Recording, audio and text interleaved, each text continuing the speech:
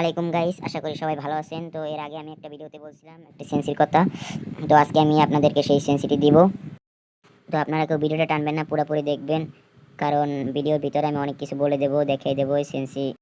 ভিডিওটি না টেনে পুরোপুরি দেখতে থাকুন। আমি এই ভিডিওর ভিতরে আপনাদের সেন্সিটা দেখিয়ে দেবো, কোন জায়গায় কীরকম রাখবেন আমি সব কিছু বলে দেবো। তো ভিডিও টানলে অনেক কিছু মিস করতে পারেন, ফুল ভিডিওটা দেখবেন আপনারা না টেনে, আশা করি বুঝতে পারবেন। আচ্ছা যাই হোক, আমি আর এখন কথা বাড়াবো না, তো এখন মূল ভিডিওতে চলে যাব। সেন্সি কোনটা কততে থাকলে ভালো হেড পড়বে সেটাই এখন দেখবো আমরা। মূল ভিডিওতে চলে এলাম, এবার চলে যাব আমাদের সেন্সিতে, যেটা এখন আমি বললাম আপনাদেরকে। সেন্সিতে আসার পরে কোনটা কততে রাখলে ভালো হেড পড়বে সেটাই এখন আমি আপনাদেরকে দেখাই দেব। এই যে প্রথমে যে অপশনটা দেখতে পাইতেছেন জেনারেল, এটা আপনারা 200 করে রাখবেন সবসময়। আপনি যখন কোনো গান চালাবেন, মনে করেন ইএমপি চালাইতেছেন, তখন এই জেনারেল 200 না থাকলে মনে করেন যে আপনার জেনারেল আছে 50 কিংবা 100, এরকম থাকলে হয়তো এরকম হইতে পারে যে এরকম হইতে পারে না, এরকম হওয়াটা স্বাভাবিক, কারণ আপনি যখন প্লেয়ারের উপর থেকে এমটা টানবেন তখন আপনার এমটা সরাসরি উঠবে না, আপনার এমটা বডিতে কিংবা গায়ে বাইজে পড়বে, যাই হোক বেজে পড়বে, সোজা মাথায় যাবে না আপনার এম। তো সেই জন্য আপনারা জেনারেলটা সবসময় 200 করে রাখবেন।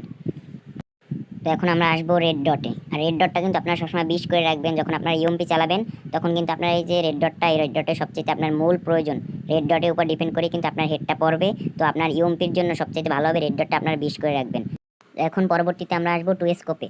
তো টু স্কোপটা আপনারা 17 কিংবা 20 রাখতে পারেন, ওটা সমস্যা নাই, 17 রাখলে সবচেয়ে বেটার হয়। তো আমি 17 দিয়ে সবসময় খেলি, তো আপনারা 20 করেও রাখতে পারেন। এই টু স্কোপটা কিন্তু আপনাদের ইএমপি চালানোর কাজে অবশ্যই আসবে, কারণ আপনারা যখন জুম করে জ্যাম শট দিবেন তখন কিন্তু স্কোপটা সোজা এনিমির মাথায় যেই পড়বে। তো সেই জন্য আপনারা 17 কিংবা 20 করে রাখলে সবচেয়ে বেটার হয়, তাহলে স্কোপটা সোজা মাথায় যেয়ে আটকে যাবে, আর কি নড়াচড়া করবে না, এদিক ওদিক যাবে না। তো সেই জন্য আপনাদের হেডশটের ক্ষেত্রে একটু স্কোপটা 20 করে রাখবেন, কিংবা 17, 18, 19 এরকম করে রাখলেই হবে।